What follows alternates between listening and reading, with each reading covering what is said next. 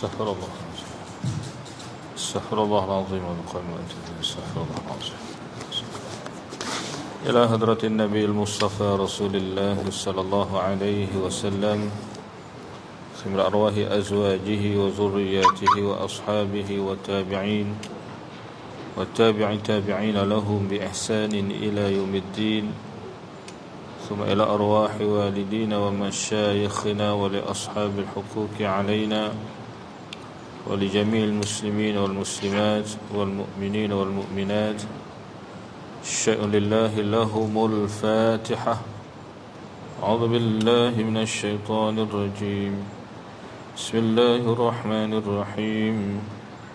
الحمد لله رب العالمين الرحمن الرحيم مالك يوم الدين إياك نعبد وإياك نستعين اهدنا الصراط المستقيم صراط الذين أنعمت عليهم غير المغضوب عليهم ولا الضالين.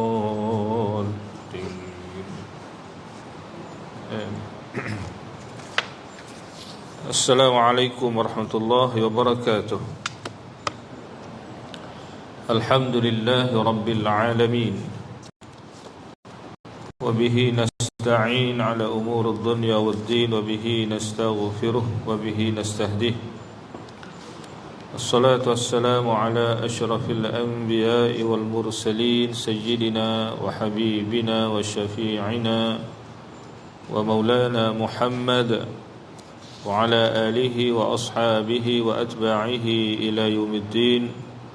اللهم افتح علينا حكمتك وانشر علينا من خزائن رحمتك يا أرحم الراحمين.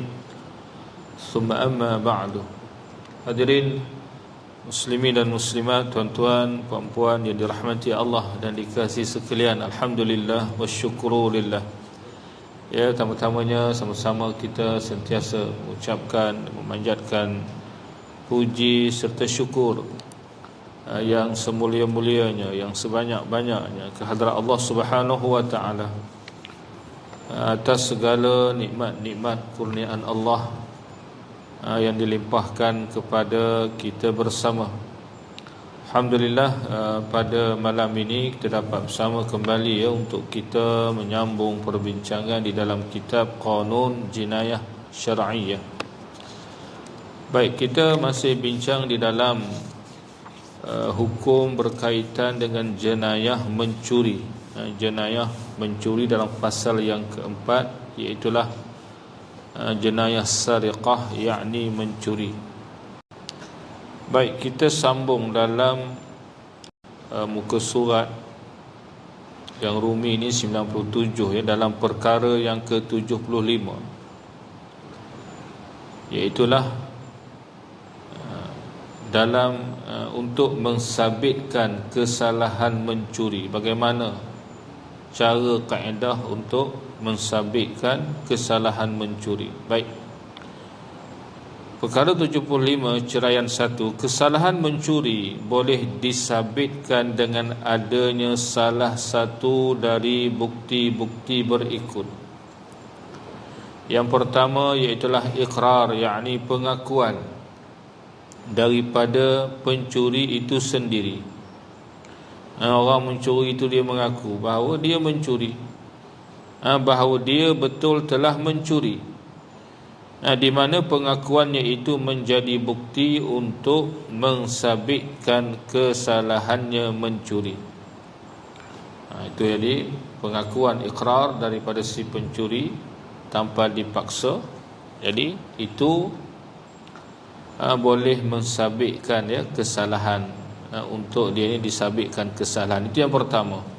Kalau kita lihat dalam hukum jenayah sebelum ini pun, antara cara nak mensabitkan kesalahan adalah dengan pengakuan daripada si penjenayah.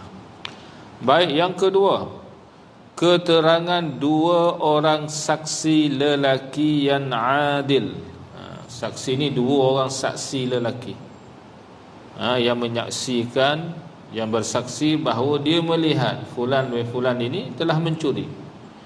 Tidak boleh disabitkan kesalahan seseorang itu mencuri jika saksi-saksi itu orang perempuan dan orang yang fasik. Ya, kalau saksi itu orang perempuan ataupun orang yang fasik, tidak boleh diterima keterangan kesaksian mereka. Saksi lelaki yang adil. Jadi itu mahkamah lah akan tentukan tak adakah saksi ni betul seorang yang adil atau macam mana. Itu yang kedua, mudah je. Yang ketiga, ya, sabitan yang ketiga itulah sumpah yang mardud.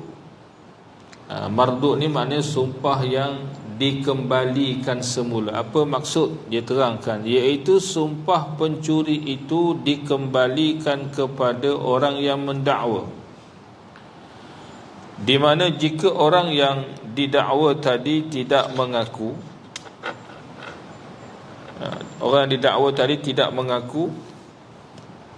di mana mengikut keterangan orang yang mendakwa bahawa orang yang didakwa itu memang sebenarnya adalah mencuri.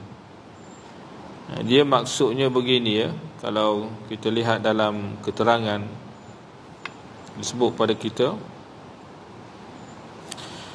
dia yang dikatakan sumpah yang mardud ni iaitulah apabila orang yang mendakwa, si A dia dakwa si B ini mencuri tak, dalam keadaan dia tidak ada saksi,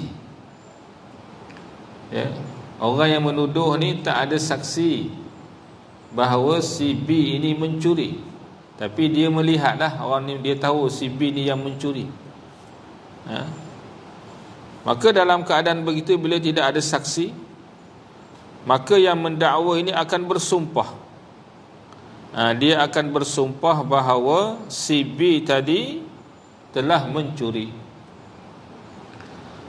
Maka orang yang dituduh tadi, si B yang dituduh mencuri tadi, untuk dia menolak dakwaan ataupun tuduhan si A, dia hendaklah juga bersumpah bahawa dia tidak mencuri.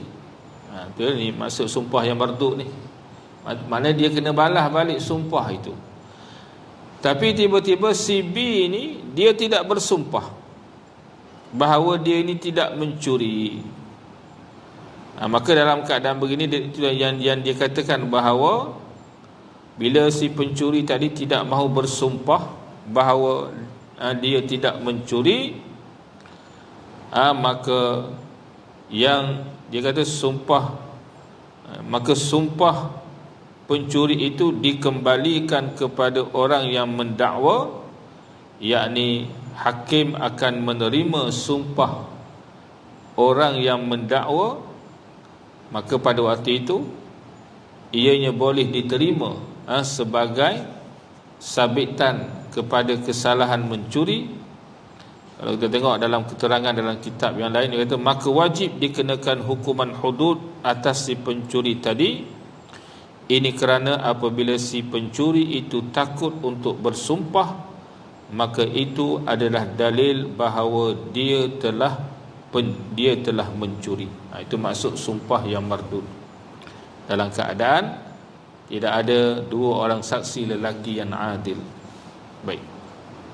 Jadi kalau tengok sumpah yang mardud ni, dia ada persamaan lah dalam hukum jenayah sebelum ni tak, berkaitan dengan hukum li'an. Isteri, seorang suami melihat isterinya ni melakukan perbuatan zina tapi tidak ada saksi. Jadi di situlah ada, kita tengok ada sumpah, dia panggil li'an, sumpah laknat. Maka jikalau isteri tadi tidak membalas sumpah laknat itu, maka dia boleh disabitkan kesalahan zina. Baik, ini sumpah yang mardud, ya. Ini tiga cara. Baik, ceraian yang kedua, pencuri yang mengaku melakukan kesalahan. Ini adalah dia nak huraikan tentang tiga sabitan tadi. Pencuri yang mengaku melakukan kesalahan mencuri memadai membuat pengakuan hanya sekali pengakuan sahaja, dan pengakuannya itu hendaklah dibuat di majlis qada, yakni dalam mahkamah di hadapan hakim.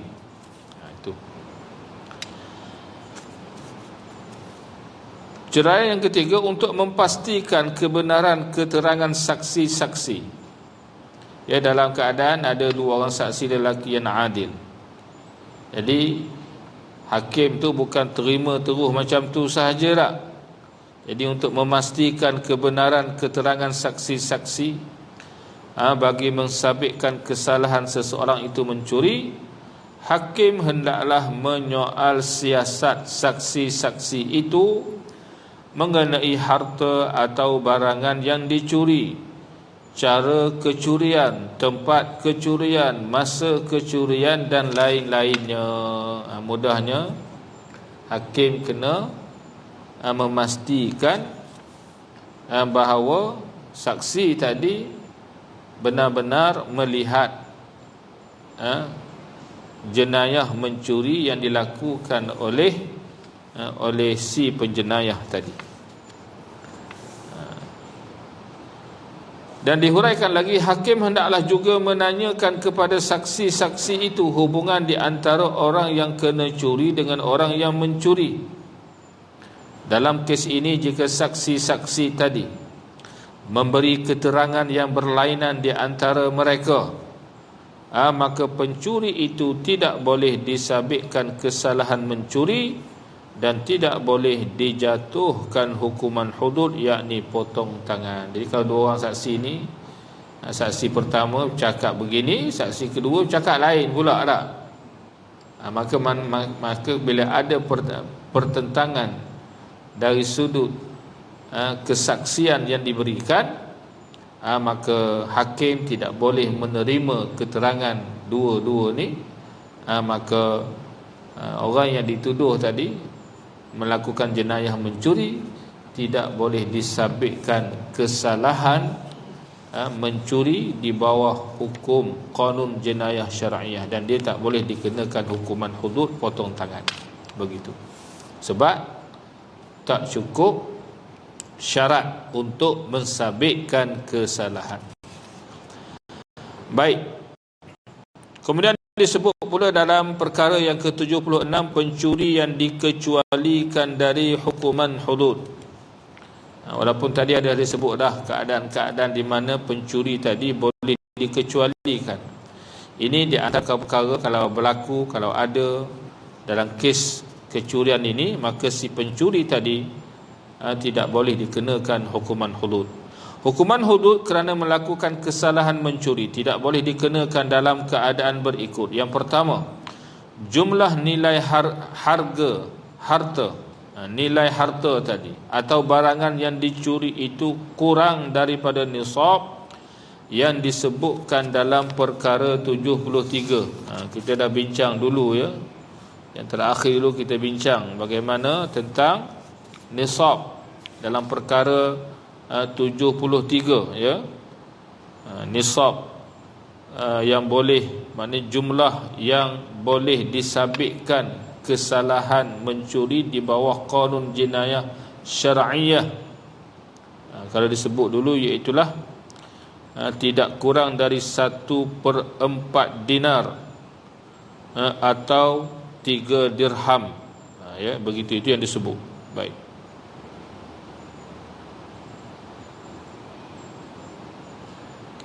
Cumanya dalam nilaian sekarang itu kita kena rujuk baliklah kanun jenayah syar'iyah yang ada, berapakah jumlah. Baik, tuan-tuan, bila disebut tentang jenayah mencuri ini, kalau tuan-tuan perasan dalam suasana sekarang ada isu di mana ada seorang peguam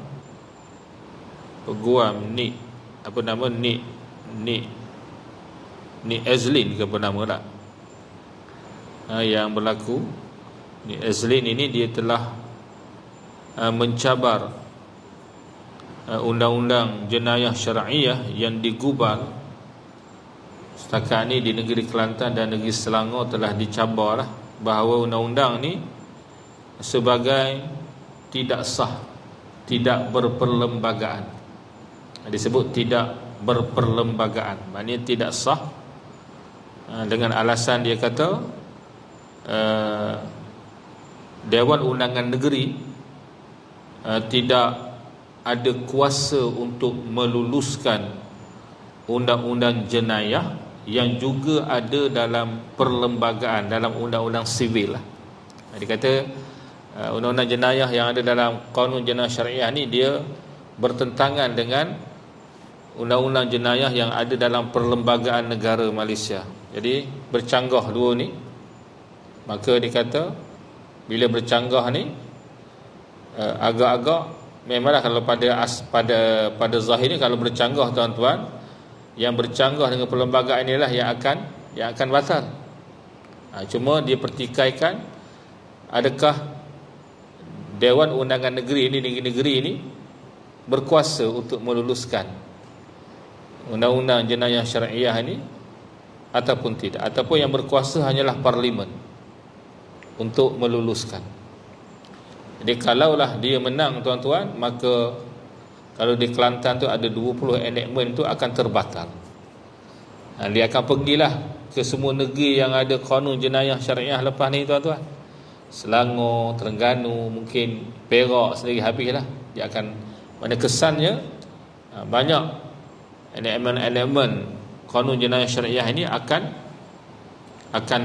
dibatalkan, akan ditolak kalau dia menang dalam petition dia ini nak.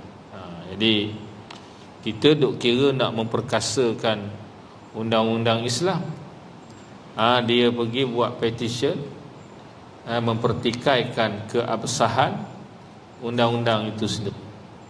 Jadi kita tak tahulah setakat mana sekarang ni sedang didengar, orang panggil apa, sedang didengar kes itu di mahkamah di negeri Kelantan dan juga di negeri Selangor. Kita pun pelik, ada orang Islam kita mengaku Islam, nama pun Nik Azlin orang Islam, tapi ataupun Nik Elin orang panggil tak, tapi dia pergi buat petition untuk membatalkan kanun jenayah syariah yang telah diluluskan di peringkat Dewan Undangan Negeri di negeri Kelantan dan Selangor dan beberapa negeri yang lain.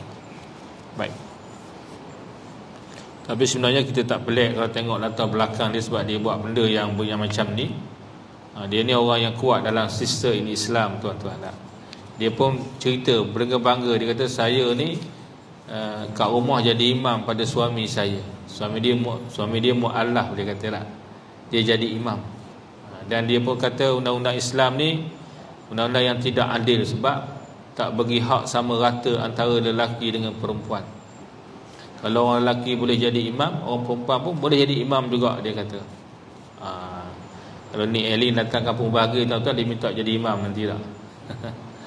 Jadi ini dia benda-benda kita kata golongan liberal, golongan pluralisme agama yang semakin menampakkan diri mereka, semakin menzahirkan diri mereka dalam negara kita hari ini tak.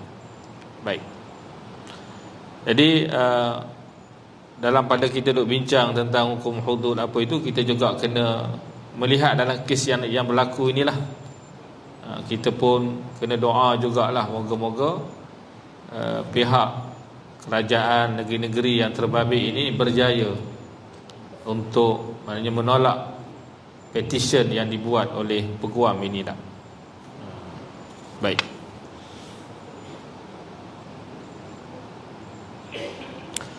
Baik, yang pertama tadi syaratnya ialah yang tidak maknanya perkara ni kalau berlaku tidak boleh dikenakan. Yang pertamanya adalah nisab itu kurang daripada nisab yang menyebabkan seseorang itu boleh dikenakan hukuman hudud, potong tangan. Yang kedua, untuk mensabitkan kesalahan mencuri itu tidak dapat dibuktikan mengikut yang dikehendaki di bawah peruntukan perkara 75 ceraian 1 yang kita dah bincang tadi tak. Maknanya dia tidak ada sabitan, ikrar tak ada, keterangan dua orang saksi tak ada, sumpah yang marduk pun tidak berlaku, maka orang yang didakwa mencuri tidak boleh dikenakan hukuman hudud. Yang ketiga, pencuri itu bukan orang yang mukallaf mengikut pentakrifan syarak. Kan mukallaf ni ada dua syarat. Pertama berakal, yang kedua baligh. Dan kalau kita lihat tentang baligh ni ada khilaf dari kalangan ulama empat mazhab. Kalau mazhab Syafi'i dengan mazhab Hambali, mereka menyatakan umur baligh adalah 15 tahun. Tapi mazhab Maliki dan Hanafi menyatakan umur baligh adalah 18 tahun. Dan kalau kita lihat banyak pihak yang lebih cenderung menggunakan pandangan mazhab Maliki dan Hanafi, itulah umur baligh itu ialah umurnya 18 tahun. Itu kita tengok, kita kena rujuk baliklah kepada qanun jenayah syariah yang ada di negeri-negeri. Baik. Jadi bukan mukallaf, tak cukup syarat berakal dan juga baligh. Yang keempat, tuan punya harta atau barangan yang dicuri itu tidak menyimpan dan menjaga harta atau barangan di tempat yang selamat daripada kena curi, dan tidak menyimpannya pada tempat yang sepatutnya harta atau barangan itu disimpan. Maknanya kalau tuan punya harta itu ada melakukan kecuaian, dia tak simpan harta tadi pada tempat yang selamat, pada tempat yang sepatutnya, sehingga barang itu dicuri dengan mudah. Jadi bila begitu, walaupun si pencuri itu memang mencuri, tapi oleh kerana ada kecuaian daripada pihak tuan punya harta, maka si pencuri itu tidak boleh disabitkan kesalahan di bawah hukuman hudud. Yang kelima, pencuri itu belum lagi mendapat milik yang sepenuhnya ke atas harta yang dicurinya itu. Walaupun tuan punya harta atau barangan itu tidak lagi mempunyai jagaan dan milikan terhadap harta tadi. Kalau kita tengok ni, ialah kalau kata tidak ada milik yang sepenuhnya, macam dia curi kenderaan lah tuan-tuan lah. Curi motor, curi kereta, memang dia tak boleh nak tukar nama tuan-tuan, dia nak jual pun tak boleh. Jadi milikan tu tidak sempurna, tak sepenuhnya, tak sepenuhnya. Jadi itu pun boleh menjadi sebab untuk dikecualikan hukuman hudud. Walaupun memanglah barang tu tak ada di tangan tuan punya harta lah, memang pencuri tu ambil, tapi si pencuri tadi belum lagi mendapat milik yang sepenuhnya. Yang keenam, harta atau barangan yang dicuri itu bukan dari jenis harta atau barangan yang berharga dan bernilai. Jadi harta atau barangan yang dicuri itu tidak dikategorikan sebagai barangan yang bernilai, barangan yang berharga, tidak dikategorikan, dan boleh didapati dengan banyaknya di merata-rata tempat, atau dari jenis harta atau barangan yang mudah rosak dan musnah. Cuma dia tak bagilah contoh-contoh lah. Cuma dikategorikan barangan itu bukan dari jenis harta atau barangan yang berharga, dan barangan ini satu sudut yang lain, dia mudah rosak atau musnah.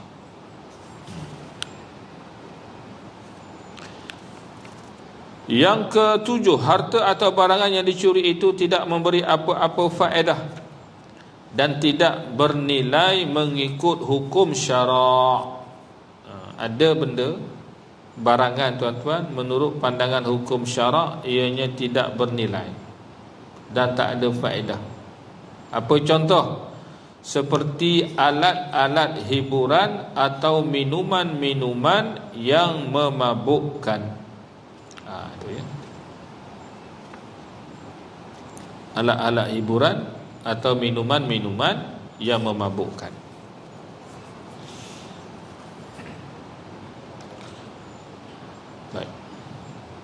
Jadi kalau alat-alat hiburan seperti gitar, apa seumpamanya lah, yang dikira alat-alat hiburan yang melalaikan, ataupun minuman-minuman yang memabukkan, kalau dicuri maka si pencuri tadi dikecualikan daripada hukuman hudud. Dia boleh dikenakan hukuman ta'zir, tapi tak boleh dikenakan hukuman hudud, potong tangan. Dari sudut apa tadi, dari sudut pandangan manusia, perniagaan, mungkin alat-alat hiburan itu dilihat bernilai tak? Mungkin harganya beribu-ribu. Tapi dari sudut hukum syarak, dia tidak dikira bernilai, dan tidak, bahkan dia adalah benda-benda yang boleh melalaikan manusia. Maka tak, orang yang pencuri tadi dikecualikan daripada hukuman hudud, potong tangan. Baik, yang ke-8, pencurian yang dilakukan oleh orang yang memberi hutang ke atas harta atau barangan orang yang berhutang kepadanya, ya, yang enggan membayar hutangnya, ya. Maknanya kawan ni berhutang dengan dia, tak bayar-bayar, dia pun pergi curi kawan barang orang yang berhutang tadi tak. Bukan, kadang-kadang orang yang liat bayar hutang ni, bukan dia tak ada duit, bukan tak ada harta, tapi jenis tak nak bayar hutang lah. Jadi geram sangat, dia pergi curi barang orang yang berhutang kerana enggan membayar hutang.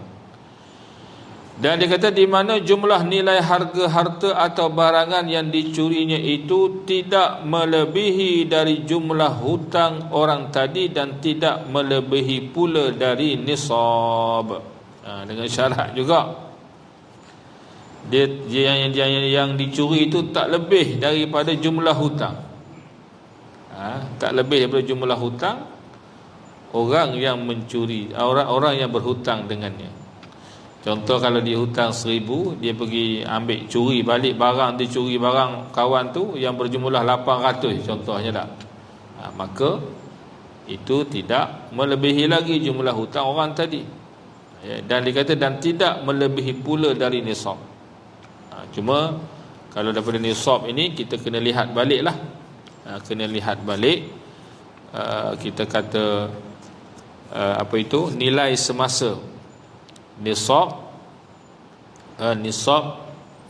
apa itu, nisab barangan yang dicuri tadi, iaitulah dia kata tidak kurang daripada 1/4 dinar atau 3 dirham.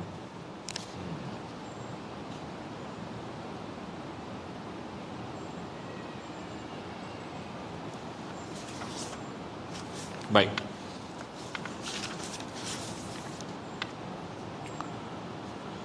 Yang ke-9, pencurian itu berlaku dalam keadaan mendesak,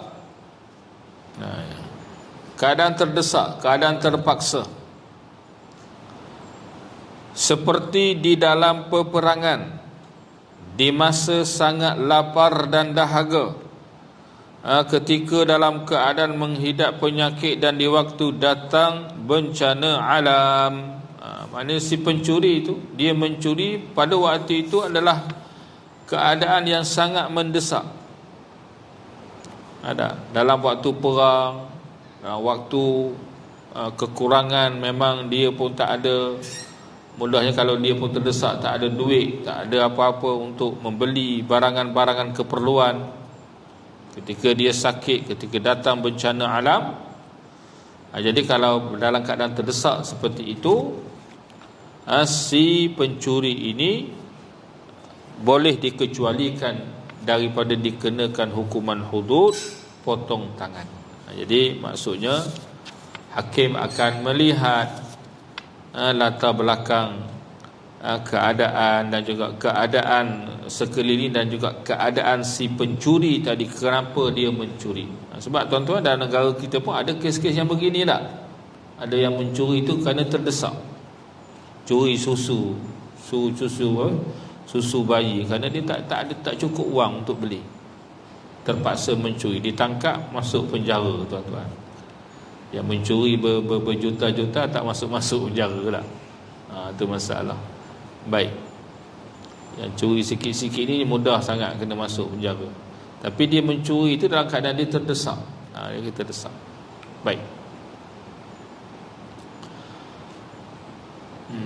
Yang ke-10, pencurian yang dilakukan oleh anak ke atas harta atau barangan kepunyaan ibu bapanya hingga ke atas, yakni datuk dan seterusnya. Ya.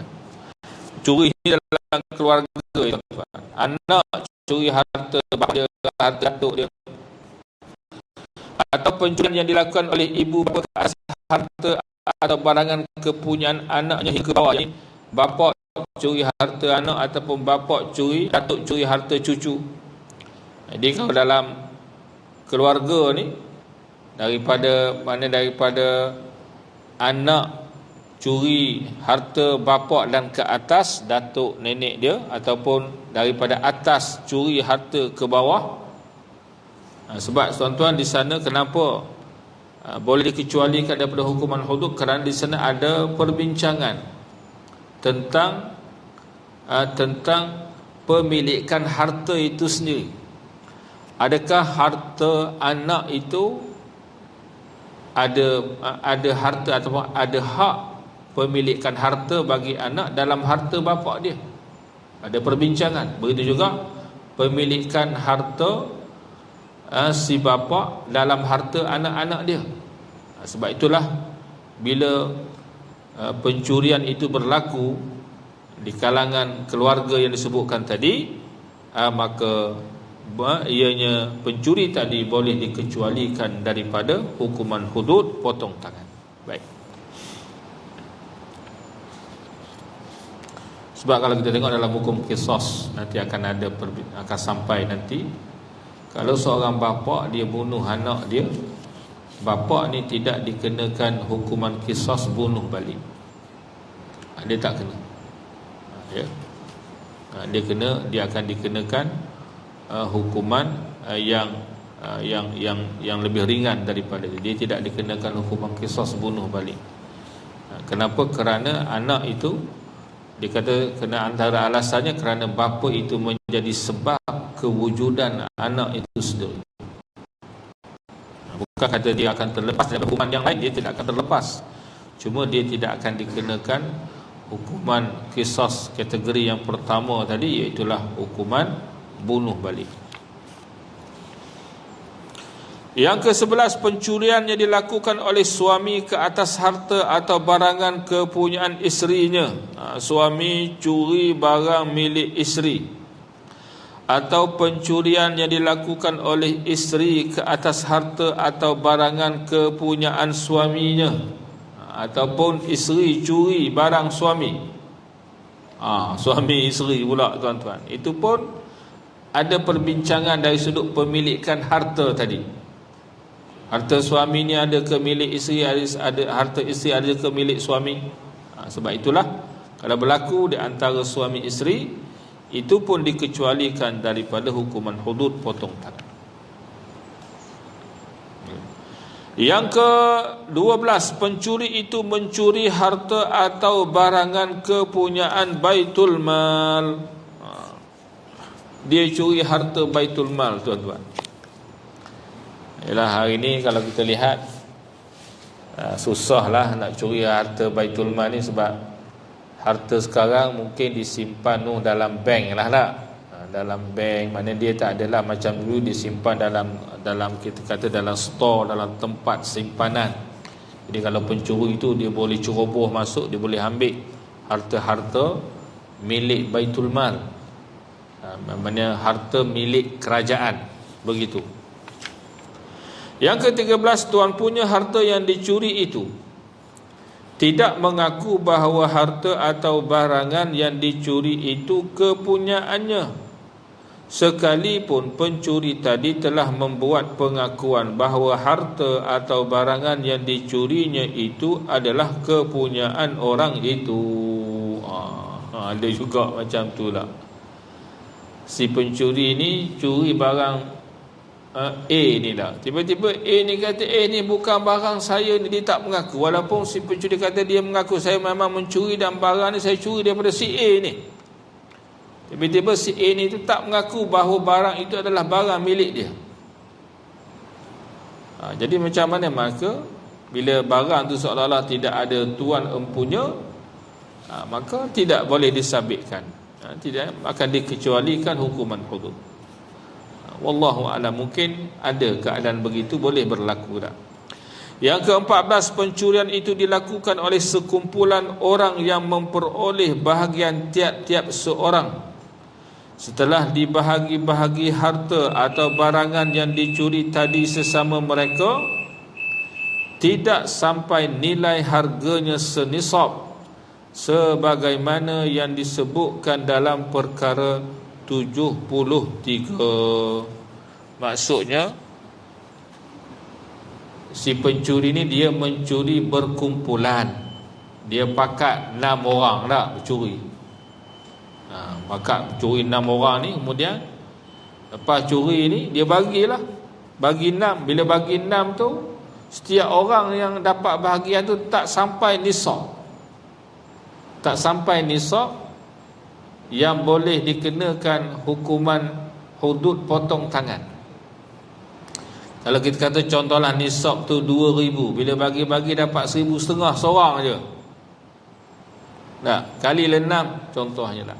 Jadi bila begitu tidak boleh dikenakan ataupun dikecualikan daripada hukuman hudud daripada semua ahli kumpulan tadi. Ialah kalau kira sekali cukuplah tak. Ini tidak, sebab bila dia bagi, macam tu maksud dia. Kerana dia ni buat kerja mencuri secara berkumpulan. Yang ke-15, pencuri itu memulangkan harta atau barangan yang dicurinya kepada tuan punya harta atau barangan itu sebelum hukuman hudud, yakni potong tangan, dilaksanakan ke atasnya. Dia pergi pulangkan siap-siap. Ada. Bila pulangkan, dan biasanya mungkin dia minta maaf apa semua, tuan punya harta pun memaafkan, maka dia, maknanya kalau dia dah ditangkap tu, ataupun ialah lepas tu mungkin bila kalau kata dalam keadaan sekarang telah membuat laporan polis ke apa ke, tetapi mungkin dia akan dikenakan hukuman ta'zir, tapi dia terlepas daripada hukuman hudud potong tangan. Yang ke-16, yang terakhir ya, pencuri itu membuat bantahan di majlis qada, yakni dalam mahkamah, di atas keterangan saksi-saksi yang boleh diterima bantahannya itu mengikut peruntukan hukum syarak. Jadi maknanya pencuri ni dia pun lantik peguam bela tak? Dia peguam bela ni pun mempertikaikanlah keterangan saksi-saksi, sehingga mungkin keterangan saksi itu dilihat bercanggah ataupun dilihat tidak kuat dan seumpamanya. Maka bila begitu, mungkin hakim yang kita lihat tadi, dia akan berlaku seperti yang disebutkan sebelum ni lah, iaitulah contohnya saksi tadi memberikan keterangan yang berlainan, yang berbeza, maka si pencuri tadi tidak boleh dijatuhkan hukuman hudud potong tangan. Itulah kita sebut 16 keadaan dia, di mana hukuman hudud potong tangan tidak boleh dikenakan kepada si pencuri. Jadi macam mana? Itu kita lihat mahkamah ni dia akan pergi kepada hukuman ta'zir lah. Mungkin dipenjara dan kena denda dan seumpamanya. Baik. Dia contoh tadi saya baru teringat tadi tentang pencuri itu bukan orang yang mukallaf. Contohnya yang mencuri itu budak yang belum baligh.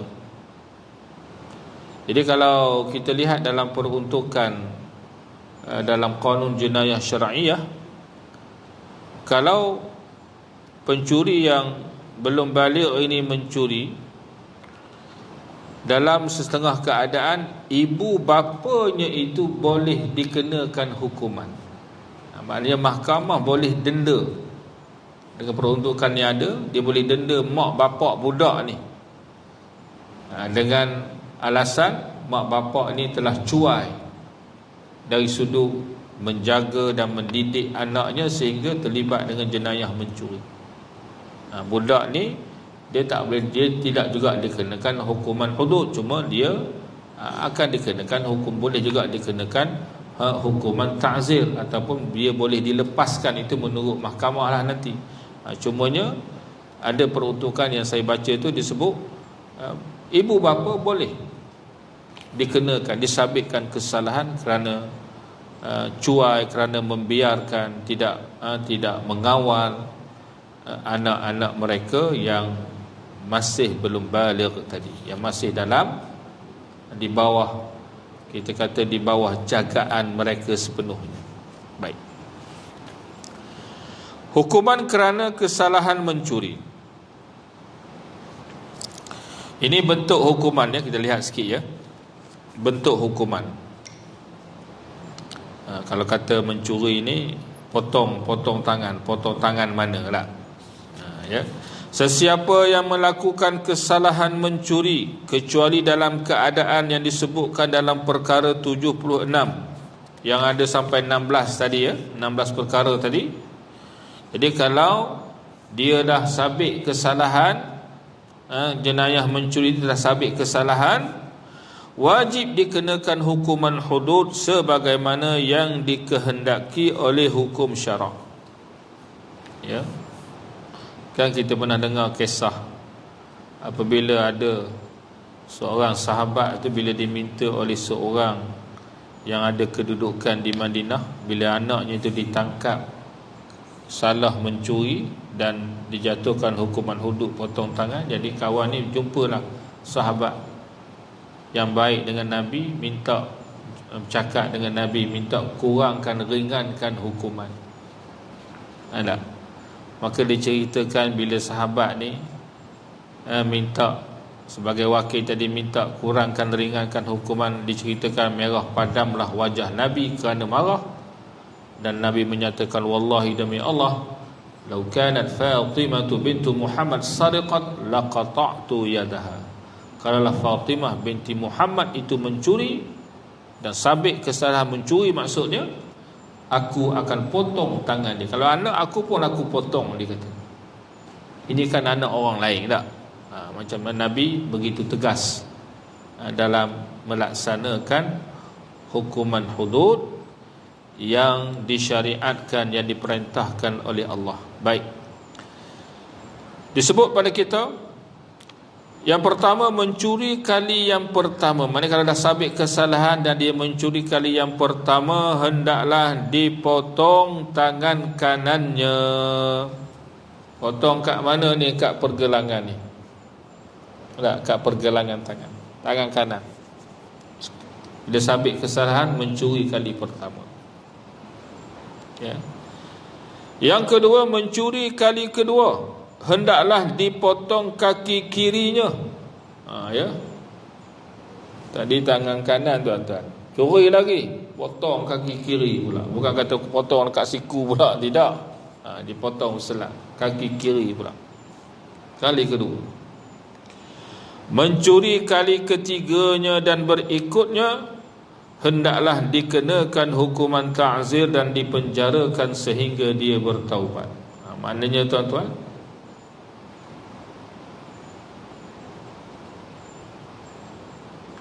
bila kali ketiga tu dia tak potong dah tangan kiri, ataupun dia tak potong dah sampai ke siku, tak ada dah. Tapi yang orang macam ni, dia akan dikenakan hukuman ta'zir dan dipenjarakan sehinggalah dia betul-betul bertaubat, betul-betul menyesal. Begitu. Mana dalilnya ini? Dibawa dalil. Ya, hukumannya dikenakan ke atas pencuri sebagaimana yang disebutkan dalam ceraian 1 dengan A, B dan C. Ya, kali pertama, kali kedua, kali ketiga dan berikut ini adalah merujuk kes seorang lelaki yang melakukan kesalahan mencuri, lalu dibawa lelaki itu kepada Sayyidina Ali radhiyallahu anhu maka beliau memotong tangan kanannya.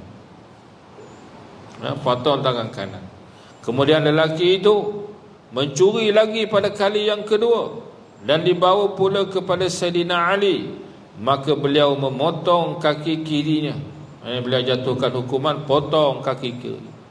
Kemudian lelaki tadi mencuri lagi pada kali yang ketiga. Oh, tak serik-serik tuan. Dan dibawa juga kepada Sayyidina Ali. Lalu beliau berkata, la aqta'u in qata'tu yadahu fa bi ayyi syai'in yamshi inni la astahya min Allah fa darabahu bi khashabatin wa habasah. Rawahu Muhammad bin Al-Hasan an Ali bin Abi Talib, akhrajul Baihaqi.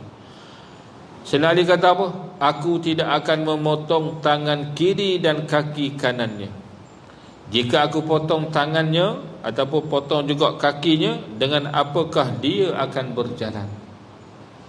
Dengan apakah nanti dia nak buat kerja?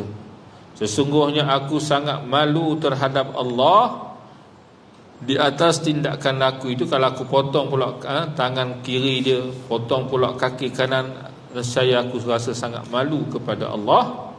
Lalu Sayyidina Ali memukulnya dengan kayu, maknanya disebat dan mempenjarakannya dan kenakan hukuman penjara. Jadi itu kalau kita lihat hukuman ke atas jenayah mencuri. Itu caranya lah, secara ringkasnya begitulah tuan-tuan ya. Ni kalau nak cara pelaksanaan apa semua tu dia panjang lebar lah pula. Bukan kata potong tu macam kita nak potong ikan tuan-tuan, letak pom kerat dengan parang ke apa tak. Dia cukup lengkap lah, kena ada ahli perubatannya apa semuanya, pakar pula yang potong tangan apa semua. Jadi supaya pelaksanaan hukuman itu dia bukan setakat sebagai hukuman atas jenayah yang dilakukan, tetapi dalam jenayah syariah ni, dalam hukum-hukum hudud dan seumpamanya, dia juga terkandung di dalamnya unsur-unsur mendidik masyarakat, mendidik masyarakat yang ada di sekeliling. Jadi itulah kalau kita lihat, kerana kita dah sebut juga dulu dalam Islam tuan-tuan, bukan dia terus menghukum, tapi dia diawali dengan mendidik, mentarbiyah, mengajar, ya. Tapi bila suatu masa manusia yang telah dididik, yang telah diajar, yang telah diberitahu, yang telah dimaklumkan, mereka tetap juga melakukan jenayah-jenayah yang seumpama itu, maka pada waktu itulah orang yang degil, yang keras hati ini barulah mereka ini akan dikenakan hukuman sebagaimana yang disyariatkan oleh Allah Subhanahu wa taala, dengan tujuan untuk menjaga keamanan, menjaga yang kita kata nak jaga 5 perkara itulah. Nak jaga apa? Nak jaga agama, nak jaga nyawa, nak jaga harta, nak jaga keturunan, nak jaga semua ini. Maka itulah disebabkan itulah Allah Ta'ala antara lain mensyariatkan hukuman kepada jenayah-jenayah yang dilakukan oleh manusia. Baik, selesai dalam bab fasal yang keempat. Kita akan masuk fasal yang kelima selepas ini dalam hukum hirabah. Hirabah ni mudahnya kita terjemah sebagai merompak dan menyamun. Dia rompak sambung tu secara terang-terangan, ataupun dia juga menggunakan kekerasan. Dalam hirabah ni, kadang-kadang hirabah ni dia dalam bentuk menakut-nakutkan, tak berlaku perompakan. Menakut-nakutkan pun termasuk dalam jenayah hirabah. Kalau merompak menyamun, hirabah, kesalahan itu ada hukuman yang lebih berat. Kalau dalam merompak menyamun tu dia melakukan pula mencederakan, maka ditambah lagi hukuman. Kalau dalam merompak menyamun dia sehingga dia membunuh, maka ada lagi hukuman yang lebih berat lagi kepada jenayah hirabah ini. Dan insya-Allah kita akan sambung di dalam perbincangan yang akan datang. Wallahu a'lam bis-shawab. Setakat itu dulu untuk malam ini insya-Allah. Ya. Boleh nak tanya? Hmm. Hmm. Maknanya rakaman tu. Baik. Dia itu contoh ni ada soalan tentang adakah rakaman tak? Rakaman hari ni ada CCTV apa semua tu. Ya, jadi itu akan dinilai lah. Sekarang kalau kita lihat memang rakaman itu diterima. Cumanya rakaman itu akan dinilai adakah rakaman itu rakaman yang betul ataupun diubah, ditokok tambah dan seumpamanya. Kan dulu kan ada isu yang berlaku di negara kita pun. Sebab kadang-kadang tuan-tuan, ada orang ni dia boleh buat macam-macam, menampakkan seolah-olah orang ni lah yang melakukan jenayah tersebut. Sebab itulah ada setengah pandangan kata kalau dalam mahkamah syariah rakaman-rakaman ini seakan-akan tidak boleh diterima. Tapi kalau kata rakaman itu adalah rakaman yang asli, itu mungkin adalah pertimbangannya lah. Pertimbangannya. Wallahu a'lam. Sebab zaman sekarang ni zaman fitnah lah. Kadang-kadang orang sengaja nak fitnah orang lain, dia menggunakan alat-alat yang canggih ini untuk fitnah orang. Wallahu a'lam. Ni eling.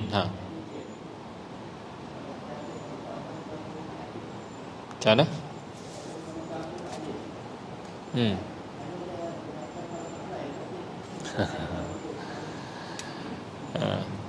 Itulah kalau kita nak cakap kasarnya macam itulah. Kalau cakap kasarnya kita kata dia mempertikaikan hukum Allah lah ni eling tu. Sehingga dia cumanya dia menggunakan orang panggil apa, dia menggunakan undang-undang yang ada, perlembagaan yang ada. Dia kata dia tidak mempertikaikan undang-undang Islam, tapi dia mempertikaikan apa itu, kita kata enactment itu sah ataupun tidak. Sah ataupun tidak. Maknanya adakah enactment itu sah ataupun tidak, maknanya adakah enactment itu akan terbatal kerana dia bercanggah dengan enactment yang ada dalam perlembagaan ataupun yang ada di mahkamah sivil, mahkamah sivil lah, mahkamah tinggi ke mahkamah apa tu. Jadi dia gunakan bahasa tu macam nampak lembut lah dah, nampak macam tak ada salah apa. Tapi dari satu sudut kita melihat apa yang dia buat itu memanglah dia menyatakan undang-undang Islam ini tidak adil, dia kata. Dia dah kata tak adil. Awal lagi dia berpandangan undang-undang Islam tidak adil. Dan dia akan carilah orang yang macam ni, kadang-kadang dia akan cari macam-macam cara untuk menolak kerana dia pada pandangan dia undang-undang Islam ni tidak berlaku adil. Ya, jadi mungkin adalah orang yang berdakwah pada dia itulah. Tapi wallahu a'lam lah. Orang macam ni tuan-tuan, sebab dia rasa dia lebih cerdik lagi. Dia rasa dia cerdik, dia pandai apa semua. Ya, sehingga kita kata tadilah sepatutnya kita usaha nak memperkasakan dah undang-undang Islam ini. Ya, insya-Allah itu yang patut kita buat. Tapi tiba-tiba yang dah ada itu pun dia buat petition untuk membatalkan. Walaupun atas alasan itu dia kata bercanggah dari sudut undang-undangnya, dari sudut perlembagaannya bercanggah. Ya, jadi tuan-tuan kita akan nampaklah lagi jelas dalam negara kita ni kalau betul lah dia menang. Jadi jelaslah pada kita dalam negara kita ni yang lebih tingginya yang mana dah, perlembagaan negara ke ataupun undang-undang syariah. Namun kita rasa insya-Allah mungkinlah kalau kata dia guna antara Islam adalah agama persekutuan, itu mungkinlah dia antara hujah-hujah tu dia tengoklah. Saya pun tak dengar semualah, tak dengar semua orang panggil penghujahan, tapi kita percayalah hukuman syar'i dalam negara kita ini, dan juga ada beberapa majlis-majlis agama Islam ini juga menjadi pembantu apa semualah untuk kita kata untuk menolak petition ini. Moga-moga petition itu berjaya ditolaklah tuan-tuan. Wallahu a'lam. Sama. Allahumma salli ala sayyidina Muhammad. A'udzu billahi minasyaitonir rajim. Bismillahirrahmanirrahim. Alhamdulillahi rabbil alamin. Wassalatu wassalamu ala asyrafil anbiya'i wal mursalin wa ala alihi wa sahbihi ajma'in. Allahumma innaka 'afuwun karimun tuhibbul 'afwa fa'fu 'anna wa 'an walidina wa 'an jami'il muslimin wal muslimati bi rahmatika ya arhamar rahimin. Allahumma 'allimna mimma yanfa'una wanfa'na mimma 'allamtana. Allahumma zidna 'ilma warzuqna fahma. Allahumma ij'alna minal ladzina yastami'una al-qawla fayattabi'una ahsanah. Allahumma dabbirna ya Allah fa inna la nuhsinu at-tadbir. Allahumma ruddana ila dinika al-islam raddan jamila. Allahumma rabbana atina fid dunya hasanah fil akhirati hasanatan wa qina adzaban nar. Sallallahu ala sayyidina Muhammad wa ala alihi wa sahbihi wa baraka wa sallam. Walhamdulillahi rabbil alamin. Qabbalallahu minna wa minkum. Kita tangguhkan dengan kafaratul majlis dan suratul Asr. Subhanakallahumma bihamdik, asyhadu an la ilaha illa anta astaghfiruka wa atubu ilaik. Bismillahirrahmanirrahim. Wal 'asr innal insana lafi khusr illa alladhina amanu wa 'amilus salihati wa tawassaw bil haqqi wa tawassaw bis sabr. Aqulu qawli hadha wa astaghfirullahal 'azim li wa lakum. Assalamu alaikum warahmatullahi wabarakatuh.